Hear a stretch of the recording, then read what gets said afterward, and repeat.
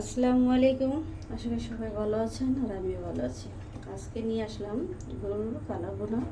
আর কিভাবে করে দেখেন, আমি আজকে সর্ষের তেল দিয়ে করুন, তাই সর্ষের তেল আর আদা রসুন বাটা আগে দিয়ে দিছি মাংসের মধ্যে। আর এখানে আছে দেখেন রসুন, পেঁয়াজ আর শুকনো মরিচ আমি মাঝখানটা দুই চির করে পিচি ফালাইয়া 2-3 ঘন্টা লেগে ভিজে রাখছিলাম। হুদা ছিলকাটা দিমু বিচি ফালাই দিছি। আর এখানে আছে অল্প আস্তা মশলা, আর এখানে আছে সব ধরনের মশলা। আর কালা ভুনাটা কিভাবে করে, কি দিলে কালো হয়, এটা পুরো ভিডিওর লাস্টে বলবো, সাথে থাকেন। এখন চুলার আঁচটা ধরা ফেলালাম। এখন দেখেন এই যে আস্তা মশলা দিয়ে দিলাম, আর আগে সর্ষের তেল আর আদা রসুন বাটা দিয়ে দিছি। আর আমি কালো ভুনার মধ্যে কোনো পানি দিব না, পানি ছাড়া আজকে রান্না করুন। আর এই যে এখানে মশলা, এই মশলাটা আমি পরে দিব। আদা রসুন দিয়ে আর আস্তা মশলা দিয়ে আর সরষের তেল দিয়ে আমি অনেকক্ষণ কষাই নিব।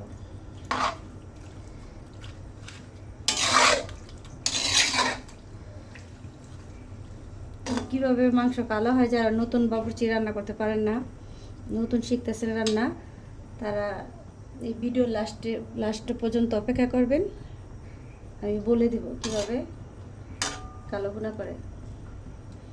এখন আমি মশলাটা, যে আস্তা মশলা, আমি কোনো গুঁড়ো মশলা দিইনি, আর আদা রসুন দিয়ে আর সর্ষের তেল দিয়ে আমি একটু হালকা লাড়াচাড়া করে দিয়ে ঢাকনা ঢেকে দিলাম।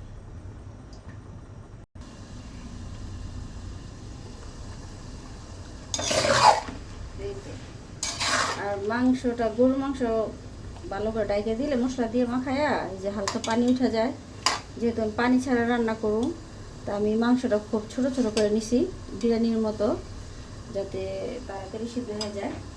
আর এখানে আছে লবণ, টেস্টিং সল্ট, গোলমরিচের গুঁড়ো, সব গরম মশলার গুঁড়ো। আমি হলুদের গুঁড়ো আর মরিচের গুঁড়ো দিব না, যেহেতু কালো মরিচ দিব। লাল মরিচ দিলে শুকনোটা অনেক জাল হবে। আর এটা যেহেতু কালো ভুনা, তাইলে আমি হলুদটাও দিব না, হলুদ হয়ে যাব, মরিচটাও দিব না, লাল হয়ে যাব।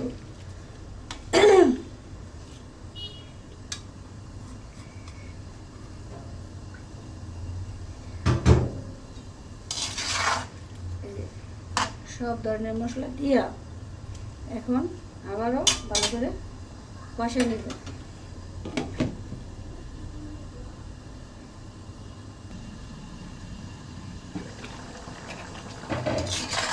যে অনেকখানি কষানো হয়ে গেছে। এখন এই যে শুকনো মরিচ আগের থেকেই আমি মাঝখানে 2 টুকরো করে ভিজে রাখছিলাম। জাল যে পরিমাণ মতো দিতে পারেন, কম বেশ করে। আমি একটু জালটা কমই দিব, যেহেতু আমার ছোটো বাচ্চা খাবে। আমি এখানে মরিচের গুঁড়ো দিই নেই আর হলুদের গুঁড়ো দিই নেই।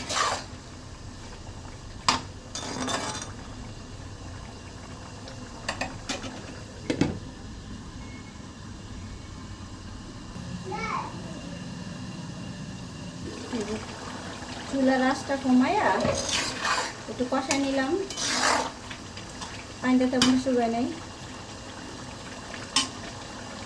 এখন আমি যে রসুন দিয়ে দিব আস্তে আস্তে।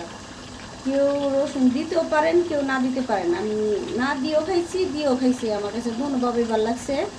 কিন্তু রসুনটা অনেক উপকার, আর রসুন দিয়া এই যে কালা ভুনাটা করলে আমার কাছে অনেক ভালো লাগে।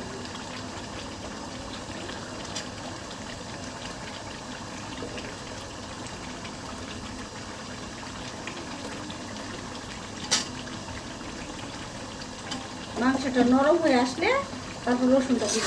মাংসটা নরম হয়ে আসছে, তারপর আমি রসুনটা দিচ্ছি।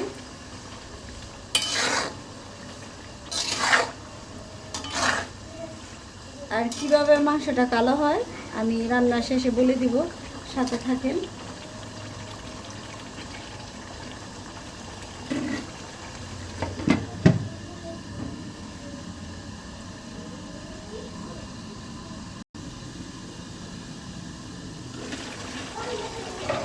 এই যে রসুনটা মানে সিদ্ধ হইব কিন্তু গলবো না, এমনভাবে রান্না করতে হবে। আর এই যে দেখেন বড় বড় করে ছোটো ছোটো করে পেঁয়াজ যে ইয়ে করে নিছি।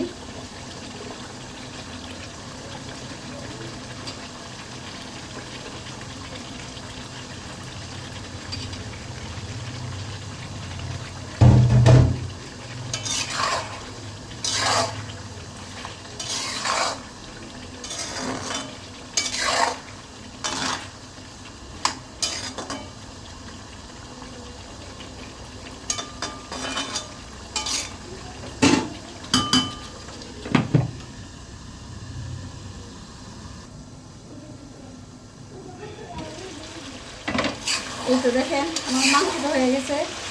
আর রসুন সিদ্ধ হয়ে গেছে, কিন্তু রসুন গলে নাই।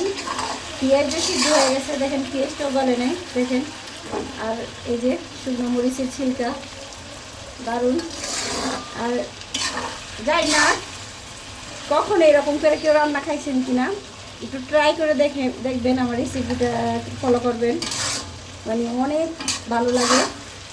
আর কিভাবে ভালো হয় মশলাটা, আমরা গরুর মাংস বা মুরগির মাংস যে মশলাটা দিই, গরুর মাংসের মধ্যে যে মশলাটা দিই, এই মশলাটা পরিমাণ মতো নিয়ে চুলায় বাইজে নেবেন।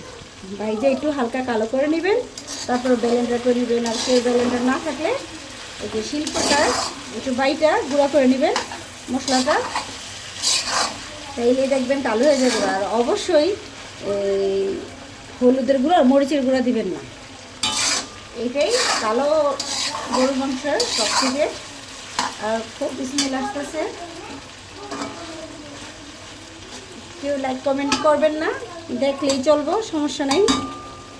আর এই যে এখন রান্না শেষ, এখন আমি বাজার জিরার গুঁড়ো আগে থেকেই করে রাখি, এই যে বাজার জিরার গুঁড়োটা দিয়ে দিতেছি।